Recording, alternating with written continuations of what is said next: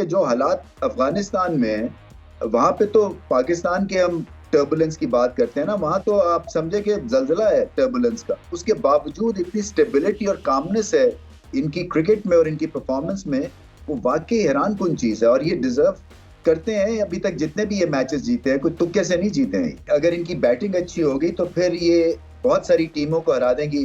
Bowling अच्छी से भी बहुत सारी टीमों को हराया इन्होंने।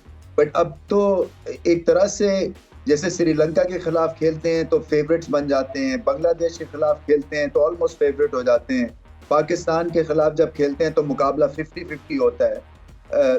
सिर्फ एक भारत की टीम है जो कि अभी तक इनको कुछ हद तक आराम से हराती है। एशियन ब्लॉक में ये इमर्जिंग अब टीम नहीं रहे हैं।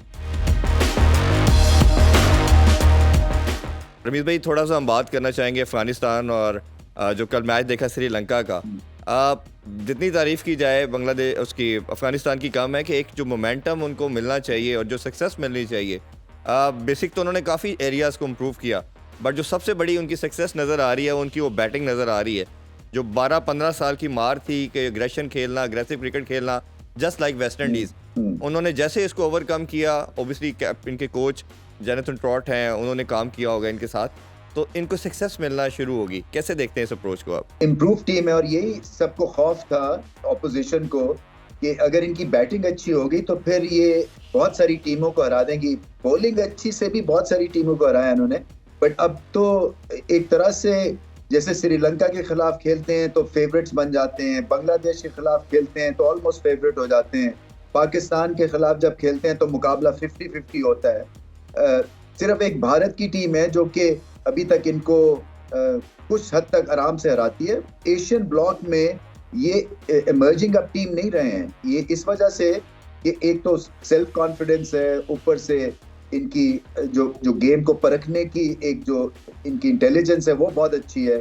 फिर पैशन के साथ खेलते हैं, इंस्पायर्ड हैं, क्योंकि प्रूव करना है सारी दुनिया को।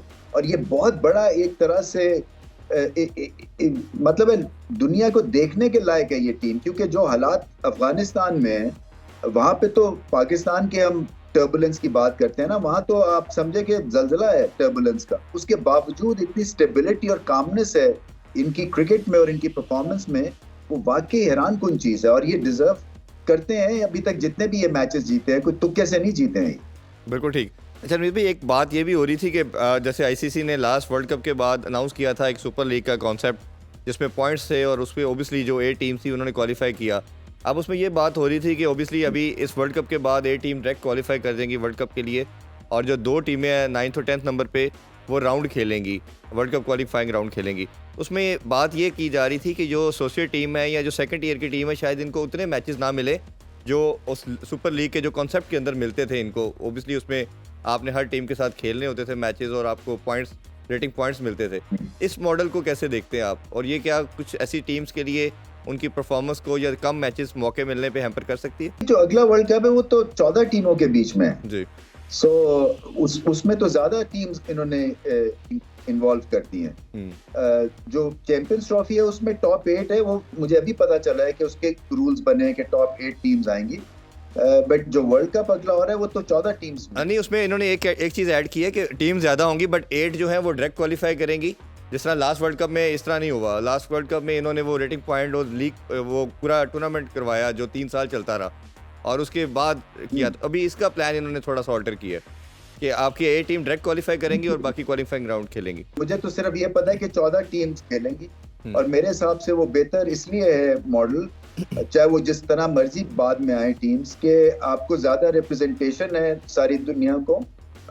और फिर ये कि नेदरलैंड्स ने आप देख लें जो किया है, हैरान कुन परफॉर्मेंस है। तो कई जो इस तरह की टीम्स हैं जो अभी पेरिफेरी पे हैं, वो उनके आगे बढ़ने के चांसेस हो जाते हैं क्योंकि एक्सपोजर मिलेगा और उससे गेम भी उनकी इंप्रूव होगी और वर्ल्ड स्टेज के ऊपर और ज्यादा क्रिकेट का टैलेंट सामने आएगा। अरमीत भाई, मैं आपसे ये थोड़ा श्रीलंका के हवाले से भी जानना चाहेंगे। ड्यूरिंग द टूर्नामेंट हमने देखा इनके कैप्टन चले गए, उससे पहले एशिया कप के फाइनल में डिजास्टर देखा। समहाउ इनका स्ट्रक्चर जो टर्बुलेंस है वो हमें वेस्ट इंडीज़ की तरह ग्लिम्सेस नज़र आते हैं। 1 ऑट जीत जाते हैं फिर एकदम कोलैप्स कर जाते हैं।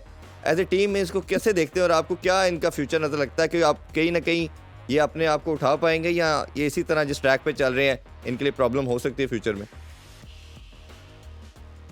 देखिए ये वही इनकी भी प्रॉब्लम है, कंसंट्रेशन के लेवल्स कम है, चाहे वो बैट के साथ है बॉल के साथ है, क्योंकि अगर आप देखें ना इनकी परफॉर्मेंस वो हॉट एंड कोल्ड है। और फिर जब इनसे तवक्को थी जो अफगानिस्तान का ही मैच ले लेना आप, कि यहाँ पे आप 40 करके आउट फिर हो रहे हैं, फिर आप 20 करके हो रहे हैं, 30 करके हो रहे हैं, और पुणे की जो है इतनी भी खराब पिच नहीं है। चले माना अफगानिस्तान की बॉलिंग में वैरायटी अच्छी है, फिर भी जिसने 40-50 किया फिर उसको रिस्पॉन्सिबिलिटी लेनी है ना आगे जाने की।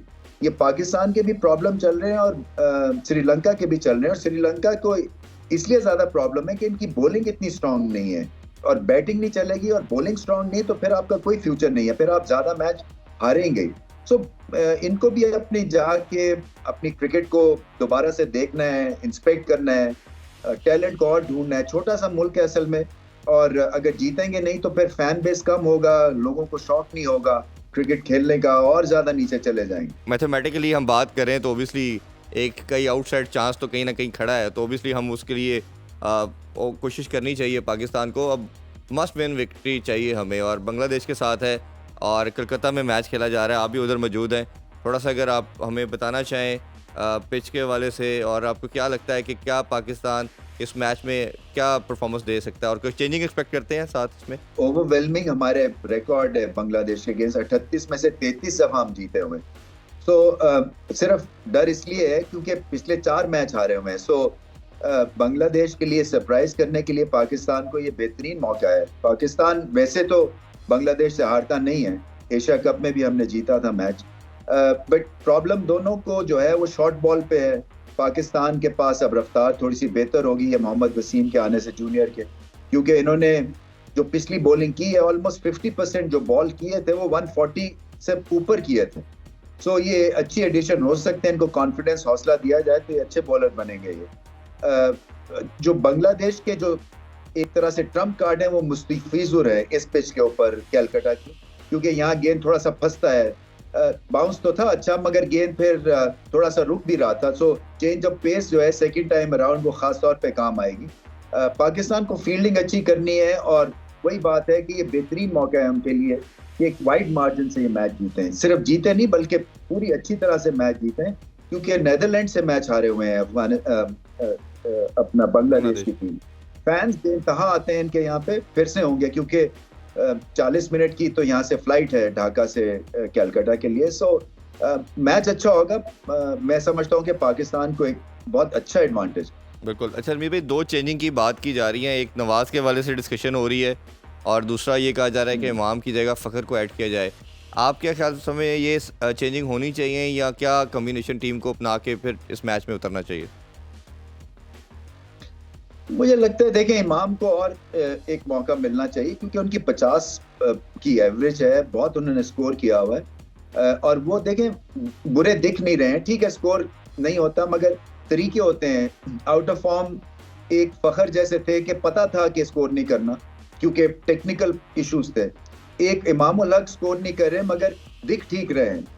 इतना कोई बड़ी प्रॉब्लम नहीं है। शायद बॉल को जो हिट मारते हैं वो ठीक नहीं है, या थोड़ी सी उनको स्पीड और बढ़ानी है, थोड़ा सा अपने अंदर रह के खेल रहे हैं, बड़े स्टेज से थोड़ी सी उनको घबराहट हो रही है। हालांकि 1-2 इनिंग्स अच्छी खेले हैं वो। अगर आपने फखर को खिलाना है तो फिर नीचे खिलाएं उन्हें, क्योंकि नए बॉल पे वो इस पिच पे फिर फंस जाएंगे, गेंद थोड़ा सा हिलेगा, और अभी तक पता नहीं है उनकी फॉर्म कैसी है, फिटनेस कैसी है। एक बहुत बड़ा चांस लेंगे पाकिस्तान अगर उनको खिलाते हैं तो।